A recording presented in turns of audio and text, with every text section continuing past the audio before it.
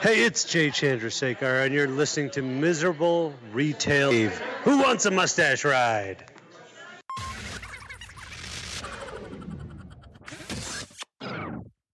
Yeah, maybe you should do something with that pumpkin pie haircut now. Not when I get out of the shower. You're on video. You got to, like, do yourself up and make yourself presentable for me. There. Now I'm not off. No, I'm not on video. Okay. So now I don't have to. How about that? I guess. You don't get no more of this. That's it. Join my OnlyFans for more. I will. Show me them tattoos, boy. Show me them secret tattoos. You know what I mean? Yeah, I keep teasing. Get them all up on camera for me. Keep teasing the beloved that will do OnlyFeet. Oh, you would make a killing, right? I know. I don't know why I'm not doing it. Oh, man. That's like the sickest fetish a person could possibly have. It seems to be like one of the biggest or the most popular or something. I don't know. I think that feet are disgusting. Get them away from me. I think so too, but like, think about how democratic the foot fetish process is. Yeah, it seems to be across the board. I mean, everyone is beautiful as long as you worship the things that most people stand on all day long and abuse constantly. And I mean, yeah. do foot fetish people really get all upset and think it's some sort of abuse if you stub your toe? Is that a thing? Sorry, we're gonna have to miss this week. My pinky toe's black. Right? Or is that? That wasn't a race joke. That's just. it's just what happens to white people's toes when they stub them. Right. Oh my God. So would that be considered a form of BDSM for foot fetish people? Just constantly kicking like a footstool or something? I guess so. Yeah. Oh, girl, I like the way you tie that foot up in saran wrap. Oh, yeah. This is funny. OnlyFeet.com is the only fans that I would ever look. I wouldn't even look at OnlyFeet. I wouldn't be able to. But I'm up for some money. Why not? I don't know.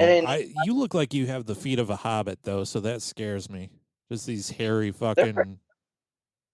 They're pretty gross. Yeah. I mean, they should have like a blister or two on them. There's usually a cut somewhere. They're pretty disgusting. Oh my God.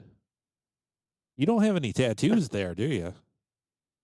No, I have no identifiable markers. That's why I'm considering it. Yeah, that'd be perfect. No one would ever know.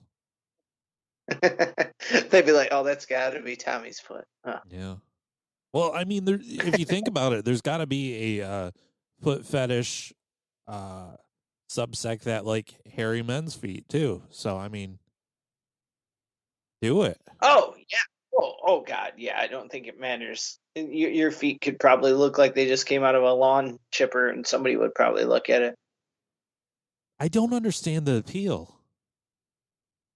Oh no, it's disgusting. It's other than the elbow, it's the least sexual object on your entire body. And I see. Well, apparently not. I mean, maybe for guys like us, but apparently not. Apparently, it's a big thing. Yeah. And it's got to only be a guy's thing, right? I don't think there's any women foot fetish people out there. Yeah, I don't know. I've never heard of that being a thing because women have common sense and good taste. I said never ask, never would want to. Yeah. I wouldn't want to know. How do you feel about feet? What are your views on feet? Oh, think about it. You're settling in with your significant other, and she's like, "Oh, you want to get wild tonight?" And you're like, "Sure." She's like, "Let's watch some pornography," and you're like, "Oh boy, this is something. I don't know how to feel about this," but secretly you're like, "Oh yeah," And then she turns it on, and it's just images of a bunch of people's feet, like walking in the sand and kicking water, and you're like, "What is this?" And she's like, this is the best. We have Oh, different boy. definitions of the best. You think about it, a footstool would be a whole other separate, like, fetish object. Well, my thing is like I have to wear socks in my house, but I can't sleep in my socks. Oh, I'm the same So way. Yes, I have to wear socks at all times, except when I'm in bed. Then they have to get kicked off immediately. But when you get up in the middle of the night to go to the bathroom, that's when I have my OCD moment. Oh, do you put them back on? I do if I remember to keep, like, sometimes I'm like still half asleep and then I'm just like, well, whatever, it's over with now. I guess I'll just go die, you know, fall back asleep. But sometimes I do, because why would I spend all day making sure I don't walk around in bare feet and then at night Well, I just ruin it, right? because you're drunk with the sleep of the night. I'm surprised you have enough wits about you to even. I mean, in the middle of the night, if I wake up and have to really release my bladder, the last thing I'm concerned with is the socks next to my bed. That's what I'm saying. Most of the time I'm like peeing and then I'm going, oh shit, there's my bare feet. Damn it. Guess I'm doomed. Yeah, you're doomed. Your feet are gonna have to get chopped off. Sometimes if I have like sanitizer like or by my bed, I'll grab like a shirt and like sandy my feet real quick. That's pretty weird though. Are you I can't stand the thought. serious? I can't stand the thought of dirty feet in a bed. I think it's disgusting. Well, You know how much I hate feet. oh my gosh. Think about it. When you think about it, I mean, we're really clean people. The beloved especially loves to keep a clean house. I've always been hygienically clean. I let my house get. I let it get. I don't like it to get a little dirty, but you know, I'm an absent-minded fool. So I know that our floors aren't necessarily dirty, but I mean, we don't mop them every day. Sure. So Nobody has time for such nonsense. right. So mop your feet with sanitizer before you get in bed. Yeah, that's kind of weird. I don't know. It is very weird. It's very weird, but I've done it. I haven't done it a lot, but I've done it. My And house it was my house may occasionally get dirty, but my feet never shall. Tommy's Creed. I think it was more along when I was OCD about COVID, and I'm just like, you know what? Everything was, I couldn't touch nothing. Okay, but I think that it makes was no more. sense. There's not COVID-19 all over your hardwood floors. OCD shouldn't make sense, Randy. When OCD makes sense, then you have other problems. Don't you know how does stepping over every crack on the sidewalk make any sense? You down with OCD? Yeah, could you repeat that like twice? Yeah, you know me. Could you repeat that again? I like even numbers. Yeah, right, exactly. How does that make sense? I'm just thinking about that footstool. Like if you go, if you get on an online date with a foot fetish person, I'm sure that they're very subtle about their like foot flirtations, you know. But if you ever enter their apartment or home, I feel like the entire night would be maneuvered about him trying to get your socks off. Yes, your socks and only your socks. And somehow propping them up on his elaborate leather footstool. Foot thrown. Foot thrown, absolutely, because feet are king or queens. I mean, feet are the royalties. Glad I've never delved into that or had the need to or the thought to. Yeah, just keep them away from me. Mm-hmm. Keep those dirty tootsies away from me. Oh, Tootsie. That was my dog's name. You named your dog after a foot. Tootsie ain't a foot. It's a toeses. What? Yeah, it's slang for toes. Tootsie. Yeah, I guess I've heard that before. Like foot rolls, like Tootsie Rolls. Foot rolls. Now you're getting it. The foot fetish's favorite candy, foot rolls. I don't know where my dad named Tootsie. I was too young. I was like 2 months or 3 months or something when they bought her. I think it was after the Dustin Hoffman movie. What just happened? It sounded like you had a wildcat in your lap. I got the window open because it's Oh. hot, but I just shut it. I shut it. Well, I mean, you don't have to. I don't want you to suffocate from heat stroke. All right. We'll only be here 10 more minutes anyway. Absolutely. We've already cranked out 13 unexpected minutes on foot fetishes, so. I passed you said something about, I don't know what you called it, but I passed it looked like a dead bobcat on the expressway today. It was wild. I should have called the DNR. We were like swerving around it and stuff. Yeah, it's true. Bobcats are wild. Yeah, definitely.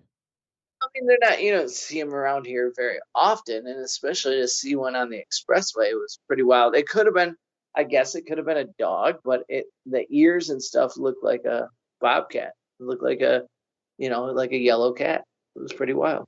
I mean, this sounds like the beginnings of a great YouTube channel called Tommy's Roadkill Inspection, where you just go out and be like, speculate what kind of animal was smeared all over the concrete. Well, I don't know. Could have been a possum. Then again, might have been a poodle. Who can tell? It tastes like a raccoon, though. Tastes like a raccoon. God damn it. The only thing is it's got to be like 100% completely wrong every time. Well, I'm not sure if you've ever been right, so. Right. There's no denying that. I've had a good day, though. Have you had a good day? I mean, it's been okay, I guess. I wouldn't classify it as good. I don't have such sunny days as you, apparently. Dude, I'm back to work, and oh my God, I'm so happy. I knew it was going to be great. So I'm just so happy to be back to work and doing things, and I'm not scared of COVID anymore. So I'm just like, Oh, you're conquering your fears. You're out there in the real world again. Oh crap! Watch out. Yeah, I don't think it's conquering my fears. I think once I get, right before I got vaccinated, I was just like, fuck it, I'm done. I mean, I still mask, and I'm one of the very few at work, which is fine. I don't care, and they don't care. No one says anything. I still carry around sanitizer or keep it within a few feet. Yeah. So I have my little perks, but those are more just habits now. I still wear my mask too. Like I'll inspect, like if workers are wearing masks, then I'll wear a mask just out of respect for my I have a respect for the retail brotherhood, of which I used to be a part of for most of my adult existence. But if I tell you what, if somebody looks at me and they make fun of me because I'm wearing a mask, I'll spit right in their face. And that'll be a problem, because then it'll be all over my face because I'm wearing a mask. So I haven't had that problem. I was in Indiana last Saturday for a gig, and I walked into a gas station in very rural Indiana, and it seemed to be a man sitting across. They had like a sub shop in there or something, as some gas stations do. Okay, that's what you want, a gas station sub shop.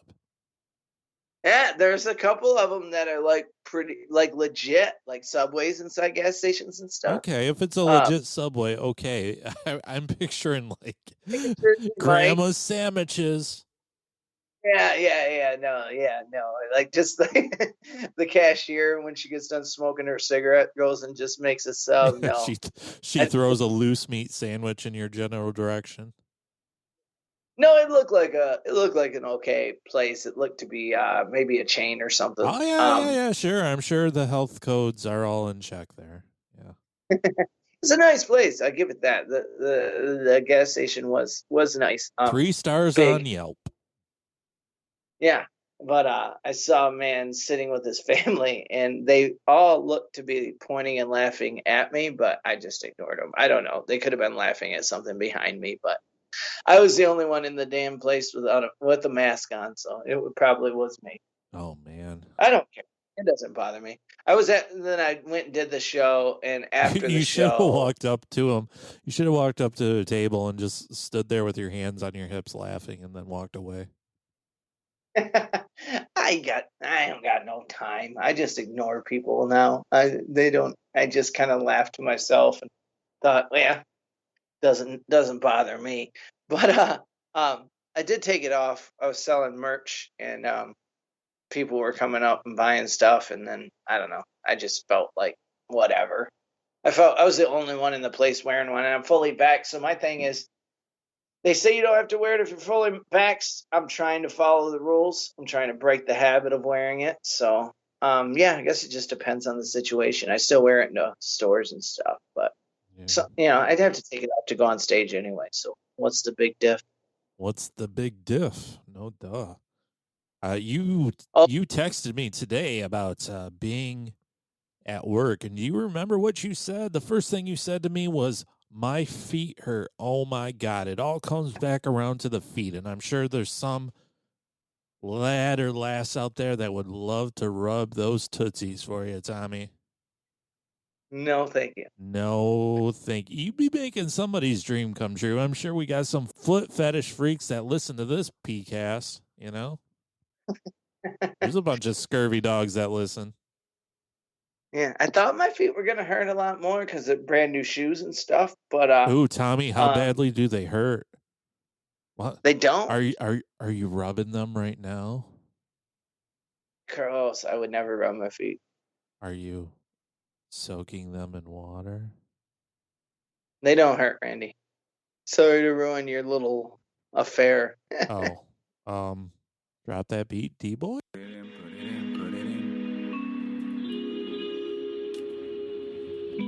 drinking summer shandy on Thursday. We so motherfucking out here, though. We never been this out here.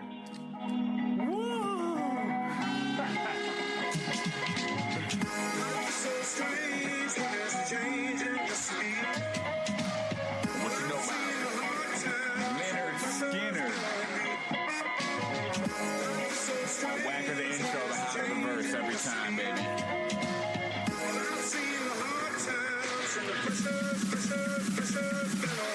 But I've been working like a working man do. Got my act together, gonna walk all over you.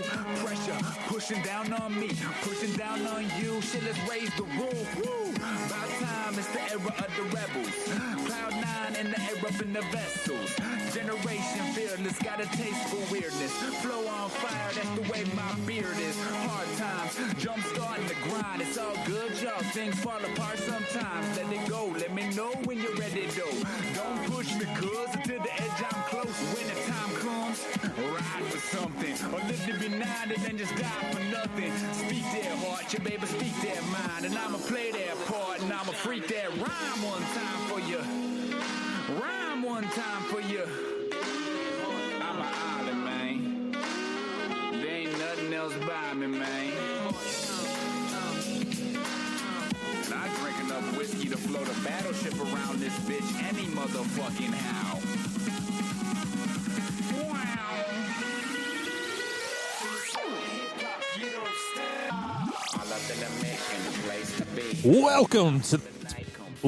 Welcome to the Miserable Retail Slave Show. We're coming to you from the Pod Shack outside beautiful Flint, Michigan, USA. My name is Randy, and his name is Tommy, and we are so thankful you're listening to us today. Tommy, how are you doing? Pretending I didn't talk to you for the last 20 minutes. I'm great. Starting a new job. Well, it's my fourth time back at this particular job, and I knew I had missed it, and I was very much looking forward to going back. So I'm excited. It was day 2 today, and I'm having a blast. That's great. A blasty blast. That's what Tommy's having. Ask me if I would love to go back to my former job at the retail paradise that gainfully employed me.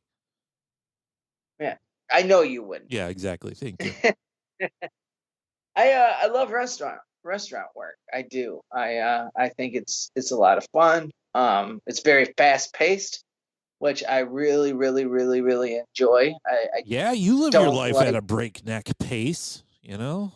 I don't sitting around. I hate sitting around. And for the past 5 years doing sales, that's all you freaking do is pretty much sit around. You just sit on that fat ass and Yes, I hate it. So Oh, very much happy to be it's hard. I wouldn't say it's hard work. Not I mean physically it can be, not it's not hard like mentally, but I mean no. physically it's pretty demanding. There's no breaks in restaurants and stuff like that, so it's pretty good. But I enjoy it. I enjoy the workout. I enjoy the sweat. So it's all good. I was talking with Pookie, my girlfriend, whom I adore, like just yesterday, in fact. And I don't know what brought it up, but I brought up the retail paradise that Gamesley employed me. And I was like, I don't miss that place whatsoever, with a few exceptions. One, I miss the wacky schedule wherein I got to sleep in on weekdays Right. and like stay up till 4 a.m. on weeknights for random occasions, you know? Right. I miss Right. randomly having unexpected, I don't know, Tuesdays off completely. Uh, Yeah. I miss Yeah. That's I miss being able to mentally sleepwalk through my entire day. yeah, I mean, in restaurant you can't do that because you'll fuck something up. Sure. Yeah. I wasn't supposed to work today, but I grabbed a guy yesterday and I was like, "Hey, are you the guy that's supposed to be cooking tomorrow?" And he was like, "Yeah." 'Cause I can do everything there at the restaurant. I work there. Are you calling this guy I work out? there. Are you the guy that's supposed to be Yeah, cooking yeah. Oh, tomorrow? almost exactly how I did it. Yeah. And he was like, "Yeah," and I was like, "Okay, do you want to?" And he's like, "No." And I was like, "All right, I'll take your shift." He's like, "Okay, cool." And that was it. Look at you taking initiative. You need to shoot your shot. I'm proud of you. You're taking those hours like a boss. Well, I mean, I won't work again till Sunday, but I will be at One Night Stands Comedy Club, even though this podcast won't come through before that, No, it but will Thursday, not. Friday, Saturday. Yeah. So I figured 3 days in a comedy club, I'll be making good money there. So I'll go back and bust my ass on Sunday. Anyways, thank you so much, all the people, for listening. We love you. This is our 9th year, and my God, it's going to be the best year of Miserable Retail Slave ever. Right? We're going to be so huge, so famous, so monetary wealthily. What? So wealthy monetarily, not spiritually. There you go. You know? Yeah, well, maybe both. No, Maybe. we're going to be bankrupt spiritually. We're going to sell out the first chance we get. We are no longer punk rock. We're old dogs. And we need to go to heaven, Okay. Tommy. It's right a bro country tune, huh?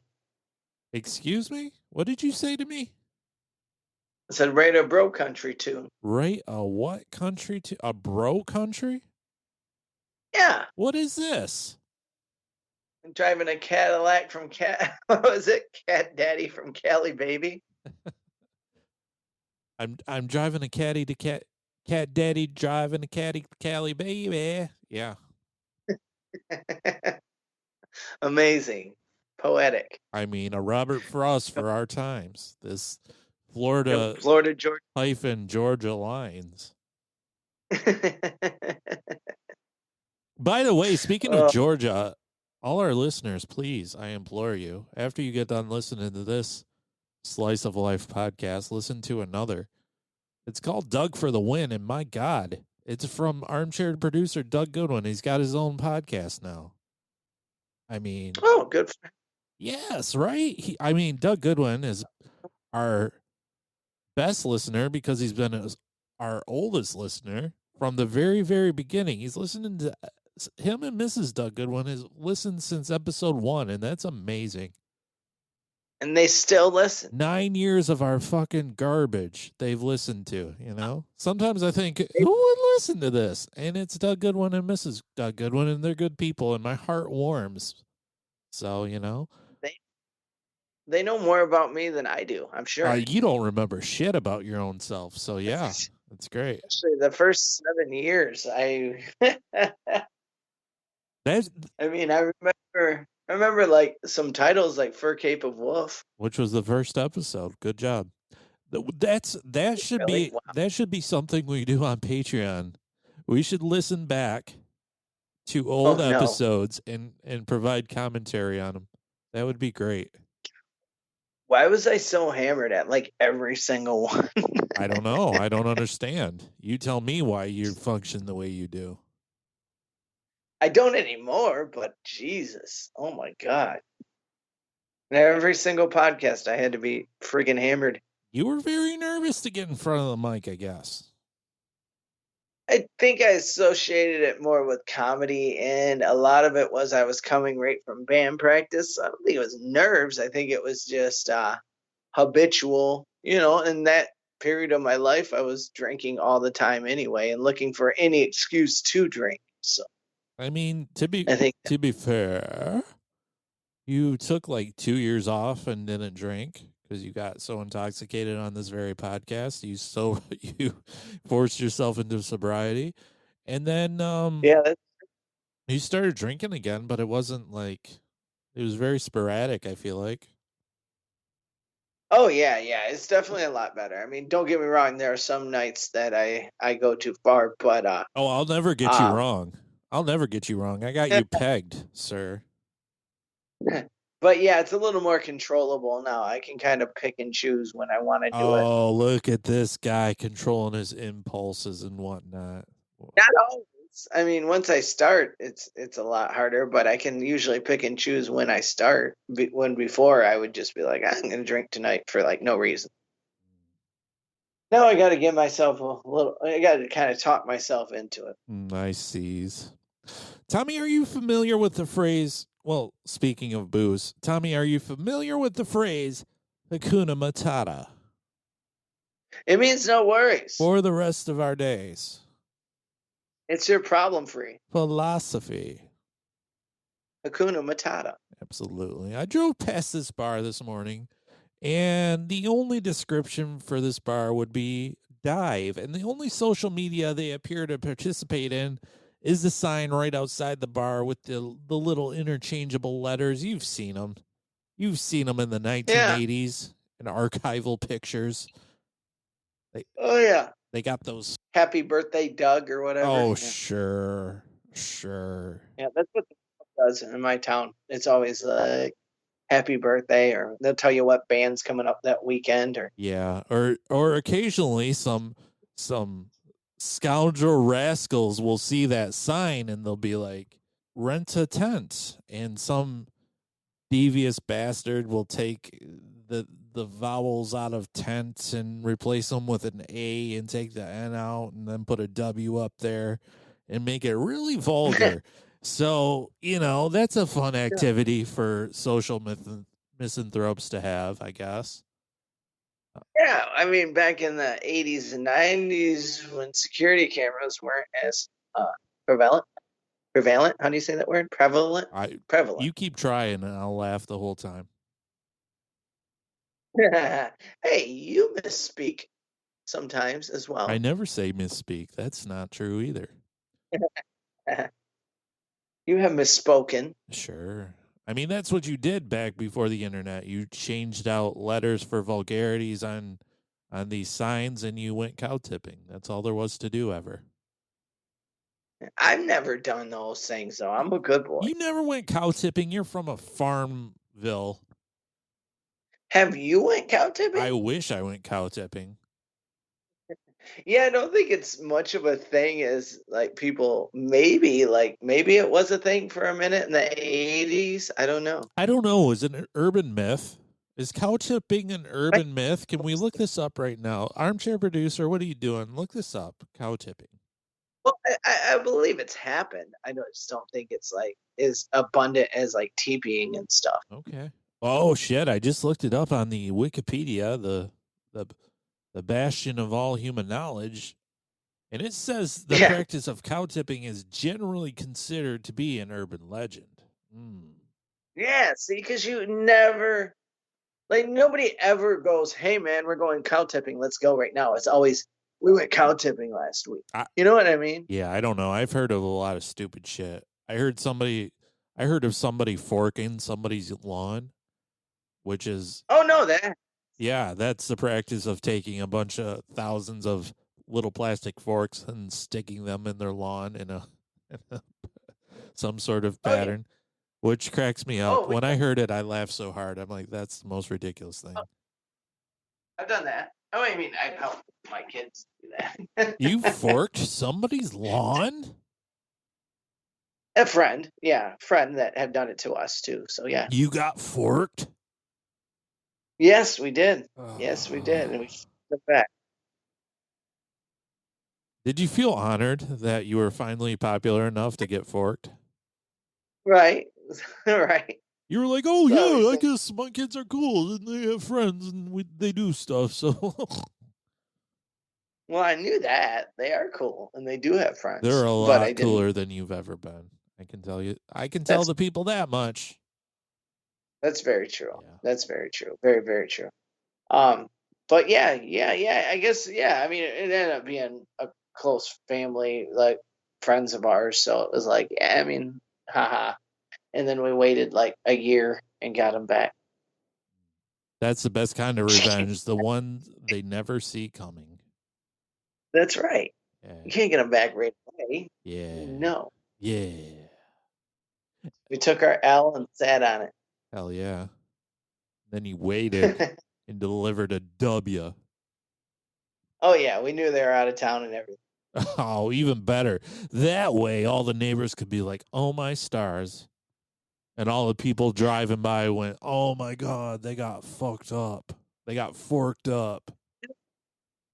I think you'd have to be really looking to see them though. You think so? Oh, man, you needed to do a more elaborate job.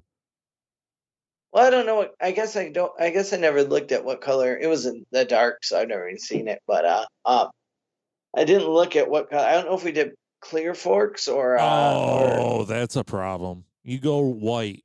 You need those suckers to stand out. Yeah, or do you do clear so they run them over with a lawnmower? Oh, that's devious. I don't know. I prefer the humiliation to be out there front and center for all to see. Guess nobody's ever TV'd anyone with clear toilet paper. Yeah, probably not. Oh, should I whiz on this before we throw it up? No, that'll dissolve it completely, you buffoon. I got TP'd. I was a freshman in high school, and some seniors TP'd me. Oh, were you embarrassed? No, God, no. It was hilarious. But the thing is that it rained that night or early the next morning, so the teepee was in the trees for like ever. Oh yeah, it just clung to the trees. Yeah. So that sucked. Yeah, you had some fancy mummy trees. Yeah. It wasn't the best teepee job, and they admitted to that too. I mean, I've seen some pictures. There was a group of guys that went around. Yeah, it was my freshman year, and they got a few houses where like it was like a freaking looked like one of those car wash things. You couldn't even see the house. Nice. And but yeah, they only had a few rolls for me once they got to my house, and yeah, it was pretty good though. I mean, it wasn't terrible. So. Future scholars of America. Yeah. I'm not sure what any of them are doing now. Yeah, I think Paul Baldwin was in on it. So I know for a fact he was. Paul was one of them. So. Anyways, I passed this dive bar and they had one of those signs, and on that sign it said simply, "HAKUNA MA'VODKA." That will get you some worries. And I'm like, who is in charge of your marketing? Like, who thought they were the most clever person? Let's steal a phrase from a 25-year-old Disney cartoon for our bar. Thank you very much. And it's not even a good pun, to be quite honest. HAKUNA MA'VODKA? No, it's not good at all. It's not.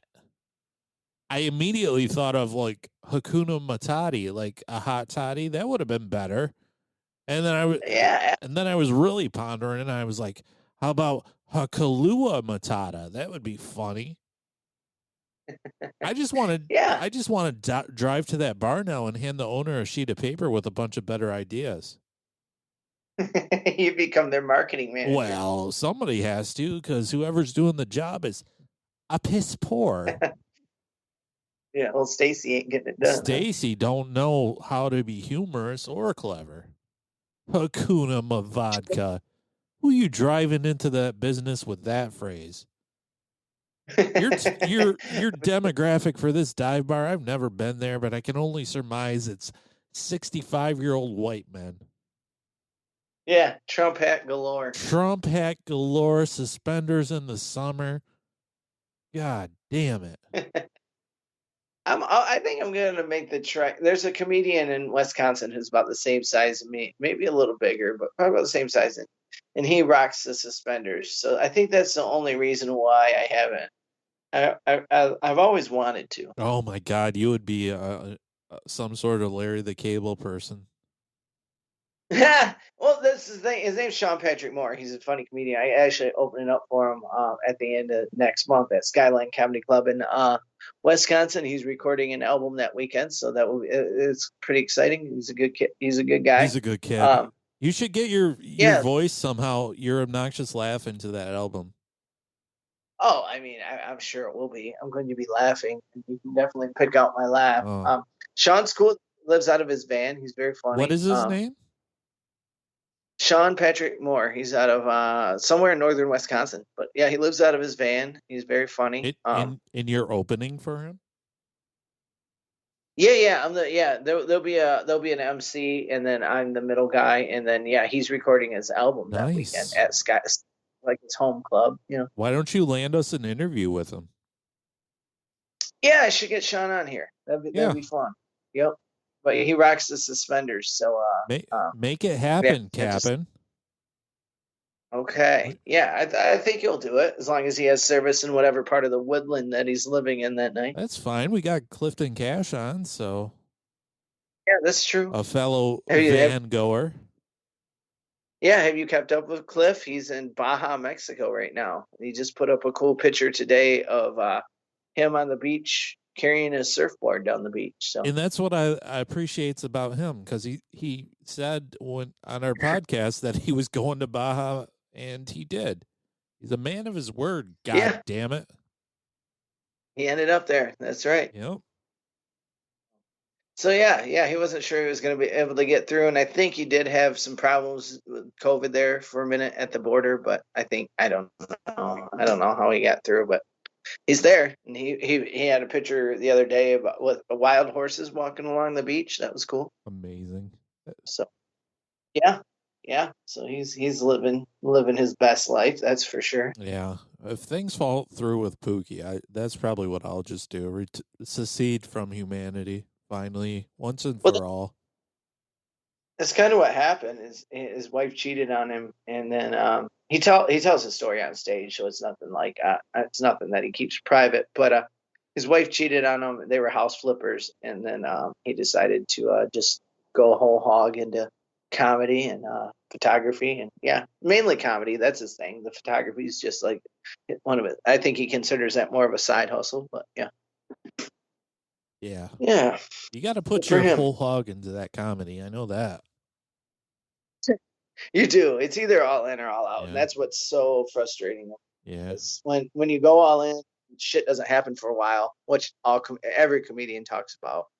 I mean, unless you get up to like Dave Landau's spot or whatever, then I'm sure even him sometimes wants more bookings. I don't know. I'm not speaking for him, but people at my level definitely, we work all day endlessly sending. I think I've sent out 6 emails today to bookers that have just got their names. And that's what you gotta do. You gotta ask people constantly.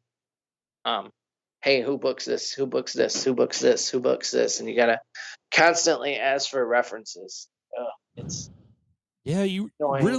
a lesson for life, right? You got to throw yourself whole hog into anything that you're passionate about.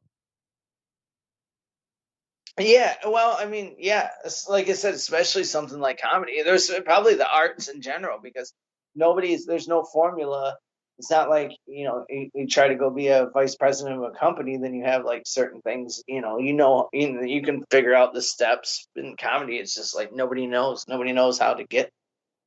Everybody's path to success is different. Yeah. I mean, I really want to focus on my various podcasts this summer. And I'm like, how do you get more listeners? What a thrilling conundrum.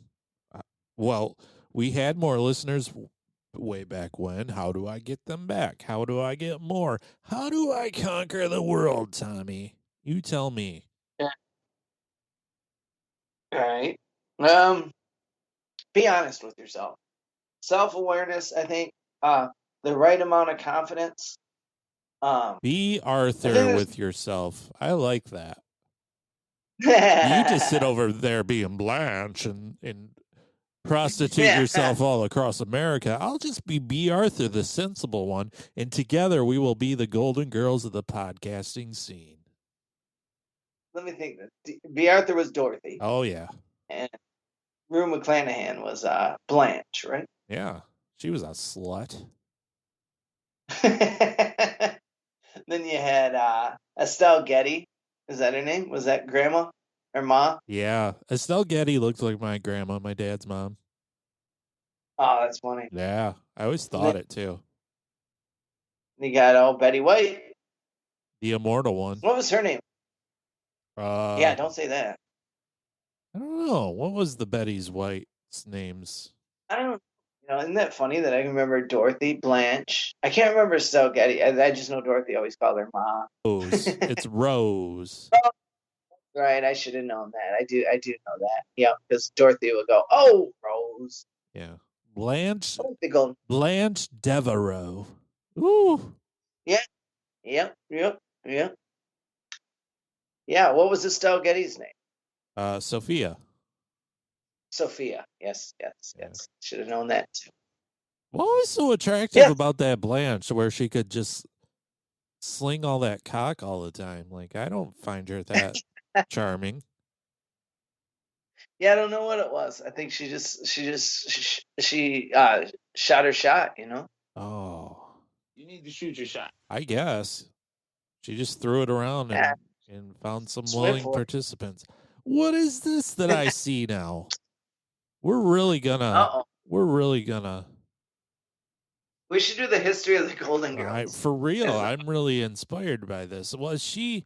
Oh my God! Was Golden Girls a spinoff of Mama's Family? Do you remember Mama's Family? I don't. Well, you should. That's stupid. I remember all the Family and Family Matters. Okay. Did you know there was a spinoff of the Golden Girls called the Golden Palace? No. That's nuts. Is that? Let's see. Bea Arthur left the show, apparently, so they changed it to be called the Golden Palace, and the rest of them were in the show. Sans Bea Arthur. Ugh. Oh, fuck, and it still uses the same theme and everything. They're like, fuck you, Bea Arthur. You don't run this show. Right. Well, Bea Arthur I think she was kind of I would argue that she might have been the focal point of the show. Oh. At least the leader, like you said, she was the sensible one. She was the leader. She was the Leonardo of the pack. She was. She was the straight person. Yeah. She was always the one talking sense into all the other women. Rose was the dumb one. Blanche was the slutty one. Sophia was the crazy old lady. Yeah, and Dorothy was the mom of the group, I guess. Yeah, she was momming it up.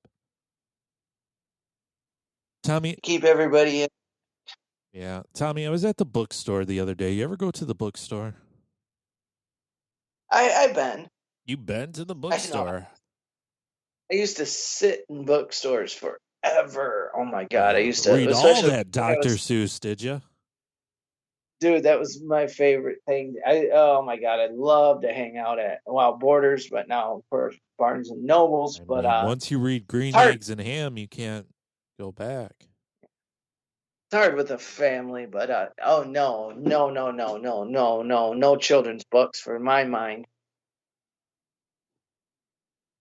Usually an autobiography, usually a magazine or two, usually a ghost book, usually a philosophical book, and probably usually something to do with psychology. I'd spend like an hour picking out like 5 or 6 books, and then I'd go like flip through them for a couple hours. Oh, the best. God damn, you look like a raging hobo, but man, you've got that all-encompassing intellect, don't you? I don't look like a raging hobo anymore, but I did for a while there, and during COVID for sure. Oh man, I saw a man with a sculpted beard today. It was like one of those beards that it sticks like out from his chin in a point. And it looks just like a continuation of his face, his chin bone, Yeah. like he's Mac tonight or Sure. something. Yeah, that's cool. I suppose, but the way I saw him was really weird. You know how banks have the drive-throughs? Yeah, I was in one yesterday. Yeah, people go to these bank drive-throughs, especially during these pandemic times. Well, this man didn't believe in driving through. He believed in walking through, which I found very weird because I pull up and like there was one car in one lane and he's standing there with his hands on his hips back to me in the other lane. And at first I thought he was standing there pissing. And I'm like, well, that's weird. He wasn't, though. He was doing a transaction, you see. He walked up to the thing rather than going in the goddamn building. He decided to be the weirdest person, which is fine, I guess.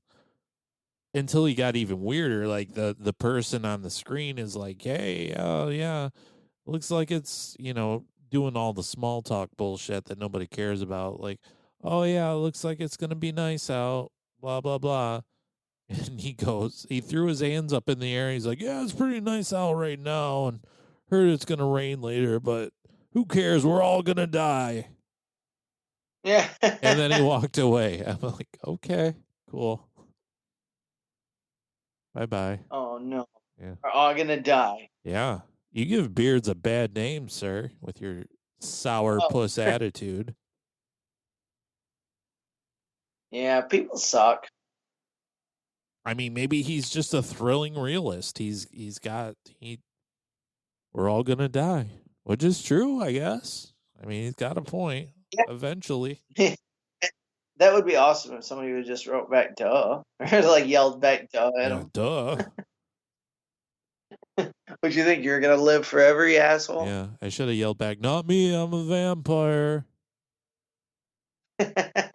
Sometimes I'll just be driving along and it'll hit me that I won't exist one day, and I'll be like, what the fuck? That's messed up. Oh, it is messed up. I think about it way too much. Way too much. I'm like, one day I'll exist, and then all of a sudden I'll be sitting there aware that I'm not going to exist. That seems like a bad day at the office. I mean, you just got to get comfortable with it. I mean, it's part of life, right? Fucking get comfortable with it, you fucking fetish. I mean, we're all going to die. Oh. That's it. I mean, that's the truth of it all. Oh, my God. You're an adrenaline junkie, aren't you?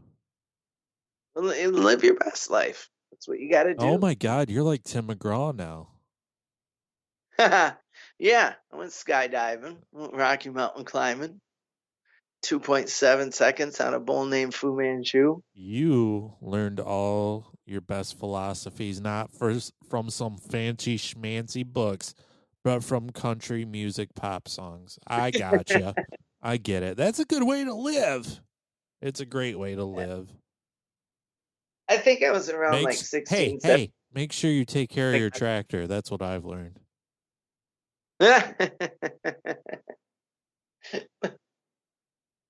What's that from? Why is that so familiar?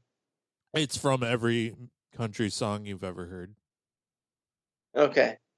Tractors, I get tractors, beers, and dames. That's it. Take the tractor. I like that. Yeah. It's a simple motto in life. Yeah, take care of your tractor. You can live it. Yeah. You can just apply that to any situation. You're at work. Sure. You're at work. You got stress holding you down. You feel like slacking off a little bit. Just think, take care of your tractor. Be like, all right. Yeah. Get that John Deere running. Yeah. You going into your first colonoscopy? You say, hey, gotta go take care of the tractor. Gotta take care of that tractor. Every good John Deere needs a good lubing once and again. I think that might be the title of this episode. Huh? Take care of that tractor. Take care of that tractor. I like that. I like that a lot. But yeah, I was probably around 16 or 17. I started really getting into philosophy and why we exist and things like that. And it's something that I've never, I think once you go there, once you allow your mind to go there, it's something that it doesn't go back from that, you know? Sure. I feel like when I was 19, I was a lot smarter than I am now. Or maybe that's because I was 19 and I just was full of so much ego. But I feel like I'm a much dumber person right now. I am 100% much dumber. It's not even close. When I was 19, I had my shit together. I knew what I wanted out of life. I was excited all the time. I don't know. I had plans. I looked forward to things. I mean, I'm getting better. I mean, COVID kind of took me down a little bit, but I'm back and I've always looked forward to family and stuff like that. But I mean, now that I always, family and stuff, I always knew that would be there. And then, now that, once I even heard of the vaccine, I was just like, okay, we're going to be good. We just got to make it to the vaccine. And, who cares if the vaccine doesn't work at this point? I don't care. I'm going to live my life as if it does or did, Done. Yeah. Right. Exactly. Done, did, done. And who knows? Maybe we'll have to get a booster shot in the fall. Fine, whatever. I don't care. Why don't you get a booster chair, baby? Because you seem to be afraid. Yeah. I mean, it's cool. Like there was a time, I think we probably talked. I don't know if I talked about it on the podcast, but there was a time where I couldn't leave my house, and it wasn't really. I wasn't really afraid of the virus. It was just OCD. They told me I can't leave, so don't leave. And if I leave, what if I get somebody else sick? That was always my favorite. My biggest worry was, what if I already have the virus right now, and leaving would make somebody else sick? To be fair, to look at you, you look like you have some sort of germs all about you. So I'm not that bad. You just always see me right when I get out of the shower, and I don't have my beard groomed or my hair combed. Stop being a slob for me. Show me them feet, girl. Yeah, like I said, I feel like I was smarter when I was 19, and I was at the bookstore the other day, and I feel like these I don't know, post-teens, early 20-somethings were really proving how dumb I was. There was 3 of them, 2 guys and a girl, and the girl had a basket, and she was just like grabbing all these books and whatnot. I'm like, wow, that must be nice to have all this time to read. Right. And who reads when they're that young anymore? Wow. I know, it's amazing. I'm like, can you tell me, can I join your book club? Do you have a YouTube channel in which you review books? Like, what's your Instagram handle? Right. And I don't know. The entire time they were in the store, they were like talking and critiquing books and having all these intellectual conversations. And I was like, they are either freshly out of high school and going into college, or like first year college and still so optimistic about the whole experience. Right. That must be good to see, though, because like most of the kids, and I'm guilty of this. This is probably why I feel dumber nowadays, is because I'm addicted to my phone. I'm always on my phone. I don't check it. I used to check it at work all the time. I don't have time to check it at the restaurant, and I think that's a good relaxation thing for me too. Is I'm not constantly on my phone. Sure. So I think when I was like 19 and stuff, my spare time, I didn't have a phone. I barely had a computer. I think my spare time was reading and writing. Nice. Now my spare time is, I got an hour before I have to pass out. I'm gonna flip through TikTok and watch weird people do weird things. It doesn't even make sense. Why would somebody watch somebody dance, or why would somebody watch somebody tell somebody else's joke? It's the weirdest thing, but people are obsessed with it. But it was great because they were talking loudly and like really inserting their personality throughout the entire store. Mm-hmm. So of course I'm just browsing aimlessly, and I start catching all these snippets of conversation. I started hearing one of them talk about how they were going to try to get a job in New York because they had a friend there or like some connection in New York to get them some sort of fancy job or job interview. And this Mm-hmm. young naive 19-20 something boy was like so optimistic that he would live to New York or move to New York because this was his dream. And he said, and I quote, "I would be so cosmopolitan. I would stand on the corner in the snow and smoke cigarettes, and I would look so sad. And people would ask me if I was all right, and I'd say, I've never been better. This is what I've been moving towards." Right? I'm like, who is this? Who are these kids? And can I follow them along all day? Can I put a tracer on one of them and just bug their conversations? Right? And then Yeah. the one was like looking at this book and asked the other one if they knew who it was and if they've ever read it. And that same kid goes, "Well, have you ever had a really cheap margarita? There's nothing really there, but it gets the job done and you can slam it quickly." I'm like, Jesus Christ.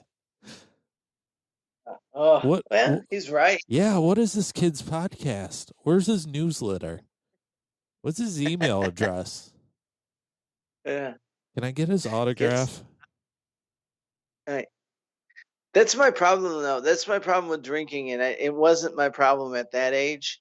Well, I guess it was. I guess ever since I first drank, I just drank to get drunk, and I don't stop. But yeah, I don't know. It's just weird. I guess it's weird to hear. Like, he gets the job done. It's like, that's a smart kid because he knows he could have like one margarita, and as long as he's under 200 pounds, and he just always keeps it at one for like once a week, like the rest of his life, then he'll be fine. Yeah, no, But once but you I think 7, he was talking. 8, No. You focused on the booze aspect. yeah, He's talking about the book aspect, as in it was pleasurable. Like only you would focus. well, what's more important here, booze or books? Well, if you're an old drunk or a young intellectual, I don't know. I guess your mileage will vary. I guess I'm a little bit of both. Yeah. A little bit country and a little bit of rock and roll. A little bit of They intellectual, a little bit of alcoholic. That's the best kind of person, though, right? well-rounded. Well rounded.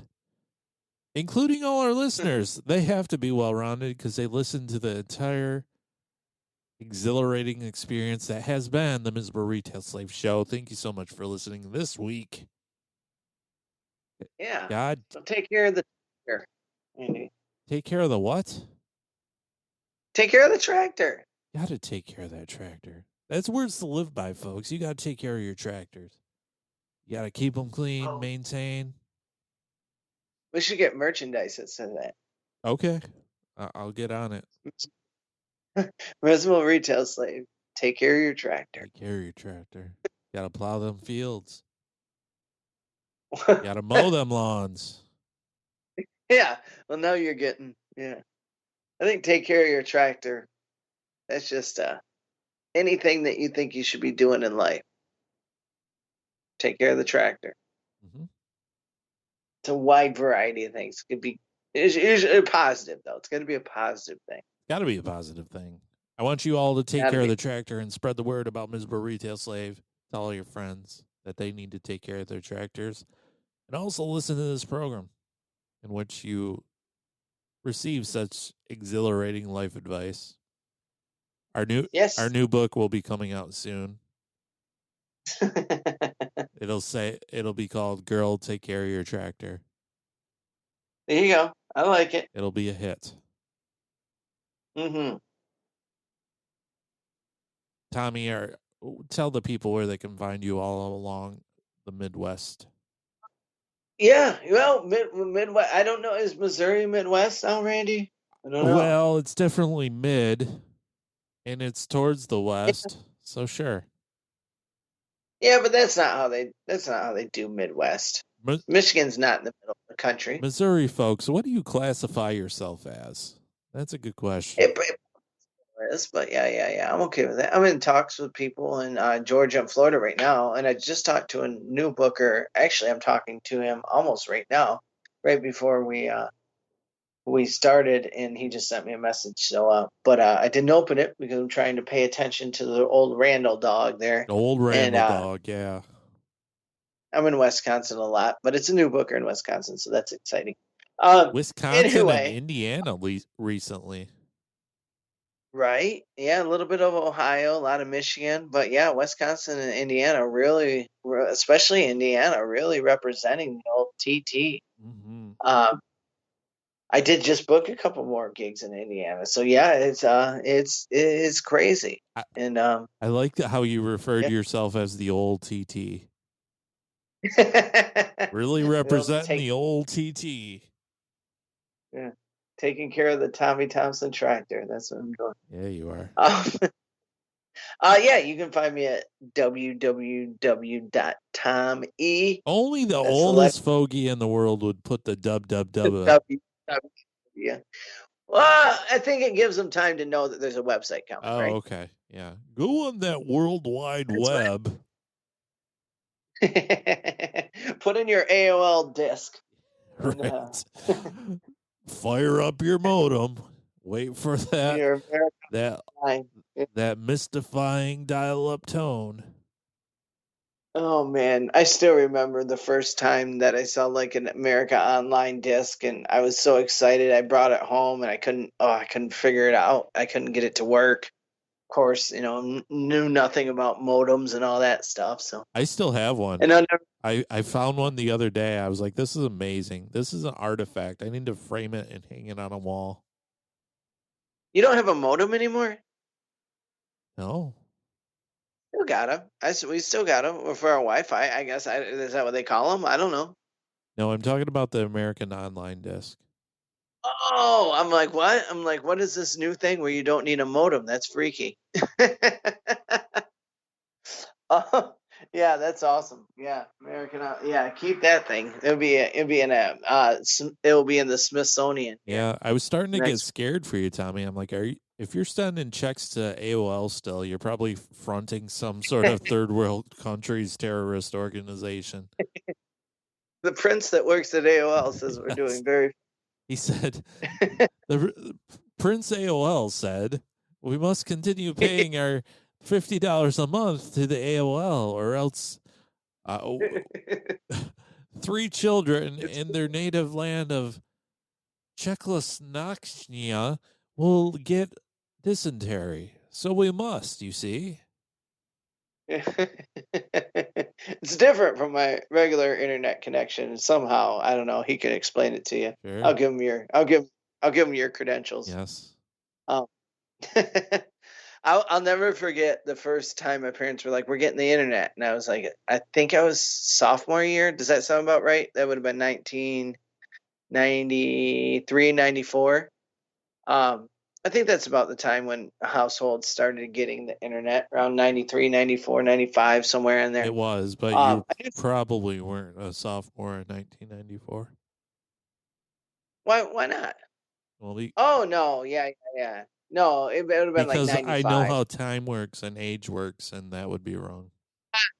Yeah. It would have been like 95, 96. 97 even. But I remember like a couple of my friends had the internet, but most of the people I know didn't have the internet yet.